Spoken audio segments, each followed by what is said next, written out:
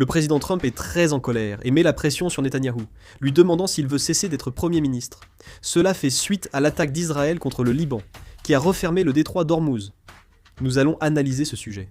Trump a partagé sur Truth Social un article de Just the News intitulé « Les chances de réélection vacillantes de Netanyahou. Trump détient la carte en main ». L'article indique que Trump, en interview avec un média israélien, a dit « Il faut voir qui se présente. J'ai de bonnes relations avec Netanyahou, mais il doit être plus rationnel. » L'article précise aussi que le président Trump s'est dit le plus enclin à soutenir le premier ministre Netanyahou, tout en citant Naftali Bennett, ex-premier ministre et rival de Netanyahou, ainsi que le député Gadi Eisenkot. Donc, le président Trump soutient le premier ministre Netanyahou, mais il a laissé entendre qu'il pourrait soutenir quelqu'un d'autre si Netanyahou continue de s'opposer à la trêve de cette manière. La raison pour laquelle le président Trump a réagi ainsi est due aux frappes aériennes d'Israël contre le Liban. Le 21 juin, Israël a mené des frappes aériennes sur le Liban, utilisant des avions de chasse et des drones pour attaquer une dizaine de sites, ce qui a entraîné la mort d'au moins 5 personnes. Or, cela s'est produit seulement quelques heures après l'entrée en vigueur du cessez-le-feu entre Israël et le Hezbollah. L'atmosphère était plutôt positive, car l'Iran et les États-Unis avaient annoncé leur intention de signer un protocole d'accord sur le cessez-le-feu, suscitant beaucoup d'espoir quant à la fin de la guerre. Mais après qu'Israël a lancé ses frappes, l'Iran a réagi en protestant et a de nouveau bloqué le détroit d'Ormuz. La première clause du protocole d'accord, à signer immédiatement, exigeait l'arrêt total et définitif des opérations militaires sur tous les fronts, y compris au Liban, et garantissait l'intégrité et la souveraineté du Liban. Cependant, Israël ayant attaqué le Liban, l'Iran a bloqué le détroit d'Ormuz. Dans ce contexte, le président Trump doit être frustré. Il cherche le dialogue avec l'Iran tandis qu'Israël complique la situation. Le premier ministre Netanyahou affronte une situation politique difficile, avec des élections en octobre et plusieurs procès pour corruption. Tant que la guerre dure, l'attention sur sa responsabilité et les affaires judiciaires diminuent. Mais dès que le front se calme, la situation pourrait changer. En Israël, des débats persistent sur les conséquences politiques de la guerre. L'attaque surprise du Hamas, en octobre 2023, demeure une blessure profonde pour la société israélienne.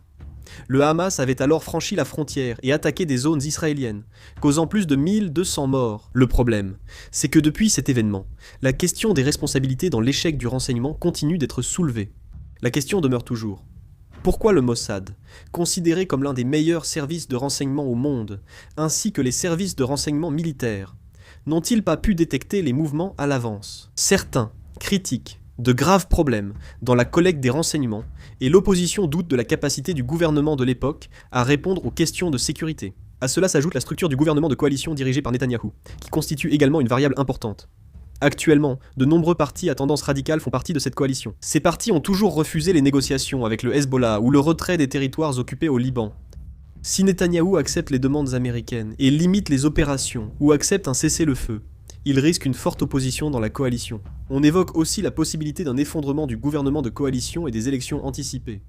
C'est pourquoi les experts, qui observent actuellement la politique israélienne, analysent que le Premier ministre Netanyahou prend en compte non seulement les considérations militaires, mais aussi sa survie politique. Il juge le risque politique d'arrêter la guerre trop élevé, ce qui freine tout changement de cap.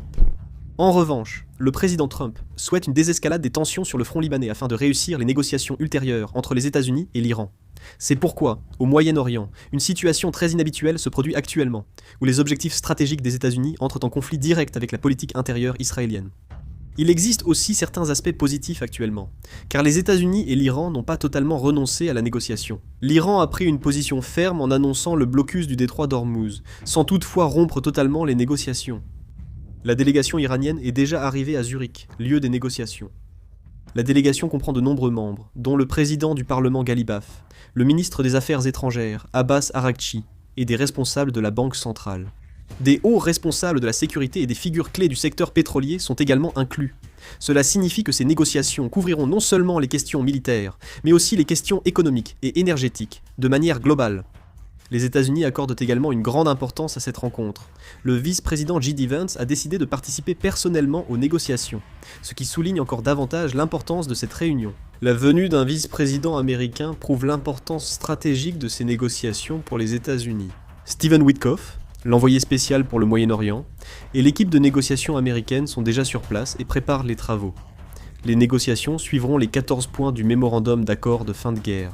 Les deux parties ont accepté un cessez-le-feu de 60 jours pendant les discussions sur les points clés. Le sujet le plus important est le programme nucléaire iranien. Les États-Unis exigent de limiter la capacité de développement nucléaire et de renforcer le système de vérification de la communauté internationale, tandis que l'Iran demande en échange un allègement des sanctions économiques et la normalisation des transactions financières. De plus, la question de la réorganisation de l'ordre sécuritaire au Moyen-Orient sera également discutée. Il est possible que des discussions aient lieu sur des sujets allant des groupes armés opérant au Liban, en Syrie et en Irak, jusqu'à l'étendue de l'intervention militaire des États-Unis. La question de l'énergie est également considérée comme un sujet très important.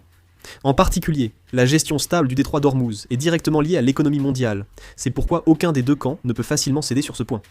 Actuellement, la date limite des négociations est fixée à 60 jours, mais si les discussions progressent, une prolongation de la période est également envisageable. Par conséquent, cette réunion en Suisse devrait servir de test pour savoir si les États-Unis et l'Iran pourront établir de nouvelles relations, au-delà de la simple question du maintien du cessez-le-feu. Bien sûr, les États-Unis devront également gérer le facteur israélien à l'avenir. En effet, compte tenu de la situation actuelle au Moyen-Orient, convaincre uniquement le Premier ministre Netanyahou ne suffira pas à résoudre tous les problèmes. Au contraire, si l'on examine le paysage politique interne d'Israël, certains estiment même que le Premier ministre Netanyahou occupe une position relativement modérée au sein du gouvernement de coalition. Certains partis de la coalition ont des positions très radicales. Le ministre de la Sécurité nationale, Itamar Ben-Gvir, est l'une des figures emblématiques. Il adopte toujours une position ferme sur Gaza et le Liban, plaidant pour intensifier les opérations militaires et rejetant tout cessez-le-feu ou compromis. La communauté internationale pense que les ministres radicaux, comme Ben-Gvir, influencent fortement la politique du gouvernement israélien. Le souci, c'est que ces factions radicales peuvent agir sans dépendre du sort politique de Netanyahou. Même si Netanyahou cède à la pression américaine et se montre conciliant à l'étranger, il risquerait une forte opposition dans la coalition.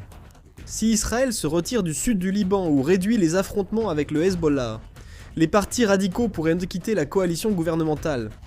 Dans ce cas, la scène politique israélienne entrerait dans une nouvelle phase de chaos. C'est pourquoi la tâche à laquelle les États-Unis sont actuellement confrontés est plus complexe qu'on ne le pense. En effet, il se peut que le simple fait de consulter le Premier ministre Netanyahou ne soit pas suffisant. Au sein du gouvernement israélien, les partisans de la poursuite de la guerre exercent encore une influence considérable, et ils ont tendance à se méfier du processus même de négociation entre les États-Unis et l'Iran. Par conséquent, même si un cessez-le-feu est maintenu à l'avenir, il est difficile d'affirmer avec certitude que les affrontements locaux ou de nouvelles opérations militaires disparaîtront complètement. C'est l'un des principaux facteurs d'incertitude au Moyen-Orient. Même avec des avancées dans les négociations États-Unis-Iran, de nouvelles tensions pourraient apparaître si des factions radicales israéliennes refusent de les accepter.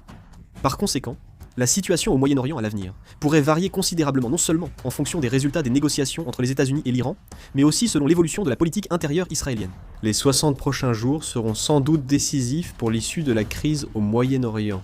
Actuellement, les États-Unis et l'Iran ont réussi, malgré les difficultés, à s'asseoir à la table des négociations, mais il reste encore une montagne de problèmes à résoudre. Qu'il s'agisse du programme nucléaire, de l'allègement des sanctions économiques, de la question des groupes armés dans la région, ou de la garantie de la sécurité du transport de l'énergie, aucun de ces sujets n'est facile à résoudre. Le dialogue entre les deux parties est positif, mais des conflits imprévus peuvent surgir à tout moment, avant un véritable accord. En particulier, lors de ces négociations, la variable la plus importante risque fort de se trouver en dehors de la salle de négociation. Même lors des négociations du 22 juillet, la tension persistait à la frontière, et en Israël, certains réclamaient toujours une réponse ferme.